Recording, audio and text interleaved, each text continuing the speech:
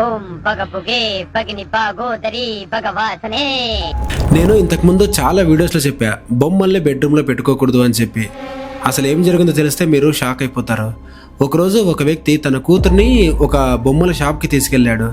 ఆ బొమ్మల షాప్లో ఒక బేస్మెంట్ ఉంటుంది, అందులో చాలా బొమ్మల్ని స్టోర్ చేశారనమాట ఆ షాప్ వాళ్ళు. ఇక ఈ వ్యక్తి తన కూతుర్ని తీసుకెళ్ళి తన కూతురికి ఇష్టమని చెప్పేసి 3 బొమ్మల్ని కొనుక్కున్నాడు. అలాగ ఇంటికి వచ్చి ఆ బొమ్మల్ని తన బెడ్రూమ్లోనే పెట్టుకున్నాడు. ఇక ఏం జరిగిందో ఈ సీసీటీవీ ఫుటేజ్ ద్వారా మీరే చూడండి.